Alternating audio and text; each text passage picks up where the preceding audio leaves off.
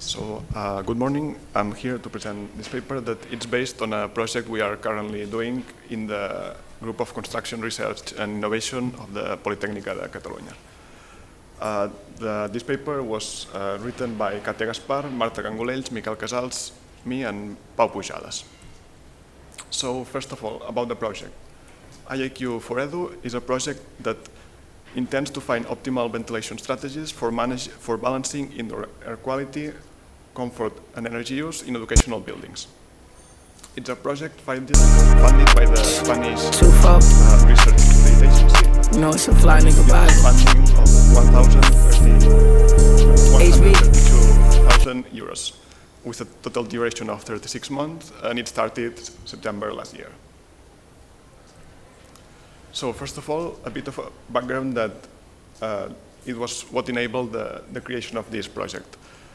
With the COVID pandemic, ventilation has become a hot issue that has to be resolved, because without ventilation, indoor air quality is greatly reduced and there's a higher risk of infection. In addition, indoor air quality also impacts students' performance. It has been proven that with concentrations above 1,000 CO2 parts per million, the students cannot focus as much as they can in lower concentrations. In addition, Spanish education buildings usually don't have mechanical ventilation systems, so they are limited in that sense. And also, we know that there's a trade-off between air quality, thermal comfort, and energy use. Because if we decide, for example, to open the windows so the indoor air quality is good enough and the thermal comfort we want to be acceptable, we will have to spend a lot of energy heating the space. On the other hand, if we just decide to close the windows, the indoor air quality will worsen. Now, getting to the ventilation strategies and indoor air quality and thermal comfort, what do we know until now? First is that ventilation is the most effective control strategy for respiratory diseases. If we ventilate a space properly, the concentration of viruses will be reduced, and so the risk of infection is greatly reduced. Then we also found that HVAC operation guidelines do not specify a specific value to eliminate the transmission risk of airborne diseases. And also there has been studies that has proven that you can use CO2 as a proxy for indoor air quality. This means that we can use CO2 concentration for ventilation strategies. At the same time, reduced order models have been implemented. Indoor CO2 concentration has been modeled with reduced order models. And at the same time, we could use these reduced order models to determine a ventilation rate. Getting to educational buildings, models proposed in existing standards do not match the experimental results. That means there's still research to do in this field and find what are these discrepancies caused by. At the same time, there are thermal comfort studies in educational buildings, but they are mainly focused in Asia and South America, so we think that it's not representative, or we are not sure that they are representative for the buildings in Spain and Europe in general. And finally, no research on indoor air quality and thermal comfort in educational buildings have focused on natural ventilation. And this is a problem because, as I said, in Spain, most of the educational buildings don't have mechanical ventilation systems. And finally, decision-making tools. Due to climate change, the demand of HVAC has been steadily increasing, and at the same time, resources for education has been reducing or at least being stable. This means that we have to prioritize investment in HVAC. How can we prioritize them? There are lots of methods, but keeping in mind that prioritization decisions are complex because there are lots of variables in play, we will have to choose a multi-criteria analysis method. And also, there are lots of prioritization methods applied to various infrastructure, but for HVAC, it hasn't been done yet. So we have to develop our own method. So So the objective of the project. The objective, as I said, is to improve the effectiveness of ventilation strategies for the balance of indoor air quality, thermal comfort, energy consumption in educational buildings. To achieve this main objective, we have specified 4 partial objectives that are characterize the indoor air quality and thermal comfort of schools, identify and characterize the potential of ventilation strategies for classrooms, model these ventilation strategies through reduced order models, and finally develop a multi-criteria decision-making method to prioritize investment in HVAC. So this project is still under development. In fact, we're in the experimental phase, so we don't have outputs yet, but these are the expected ones.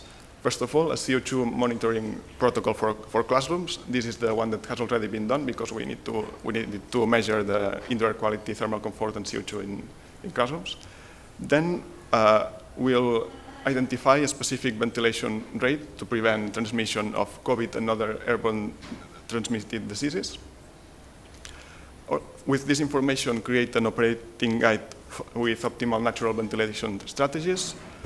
Also, build an energy optimizer taking into account indoor air quality and comfort. And finally, a prioritization framework for cost-effective and safety-oriented decisions. What will be the impacts of this project? Mainly 3. For one, a positive impact on the students' well-being, health, obviously, and their learning experience, thanks to the increased indoor air quality and thermal comfort. Also, we'll be able to optimize our renovation strategies, which will mean a reduction in energy use. And finally, improve the management of funds devoted to the educational sector. Regarding the methodology, it has been divided in 4 main steps. First, we measure the indoor air quality, thermal comfort, and ventilation in the educational buildings. Then we evaluate these ventilation strategies. With this information, we build ventilation strategies and we simulate them. And finally, we develop the MCDA-based prioritization tool. So the first step. First, we have to select the building. Before the measurements, we have to select the buildings where the study will be carried out. These buildings have to be representative of the schools in Spain. So we choose buildings with similar characteristics that are representative. Also, we need both naturally and mechanically ventilated buildings. The schools have to be located in different climate zones. Spain has a very different climate depending on their zones, so this will have an important impact on ventilation and thermal comfort. And finally, of course, the willingness to participate in the study. Once the buildings are selected, we characterize them in terms of construction year, construction characteristics, and the type of ventilation system. Once this is done, we proceed to do the measurements. The gathered data is the indoor and outdoor environmental data, the ventilation air change rate in case of mechanical ventilation, and occupants' personnel data, occupancy, and other info that can be extracted visually. Then we go to evaluate the ventilation strategies. For this, there are 4 main strategies: natural, low-cost mechanical, which means that it's just a fan that inputs air into the classroom without without any kind of control, a demand control mechanical system, and a hybrid approach. These 4 strategies are assessed in 5 terms: feasibility, energy consumption, energy flexibility potential, investment costs, and operating costs. With the ventilation strategies evaluated, we proceed to simulate the strategies we have built. First, it has to be taken into account that depending on if it's a classroom with mechanical ventilation or natural ventilation, the objectives will be different. For mechanical ventilation, we aim to minimize the health risk and also keep the room within comfort standards. However, for natural ventilation, we also want a minimum health risk, but sometimes it's not possible with just the windows open to achieve a good comfort standard. So we just aim to get a comfort standard as good as possible. With this, we know that we need a healthy environment and also a comfortable environment. But at the same time, we want to minimize energy demand and energy cost, so schools can reduce the money they spend on ventilation. And finally, the prioritization tool. The prioritization tool, first we need to define the risk score and create a decision support dashboard. For the risk score, we just do a literature review, identifying the key parameters. With these parameters, we develop an algorithm to calculate the risk. Basically, it's a combination of likelihood and impact index. We validate this risk score with real scenarios. And finally, we create a connected and time-responsive decision support dashboard. With this done, we go to create the decision support method, the decision support tool. First, we identify MCDA approaches. With input from experts, policymakers, and stakeholders, decide which is the most appropriate method. And finally, create the prioritization framework, considering the risk score and all the scientific, political, economic factors, etc. Finally, the case study. For the case study, we selected 16 buildings with making the measurements on 2 buildings, on 2 rooms in each of these buildings. These buildings are from 3 different technical building codes, so they are representative of the buildings in Spain.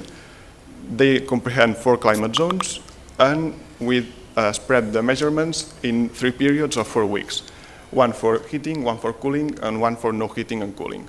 For now, we have completed the no heating and cooling measurements during spring, and we are halfway through the cooling period.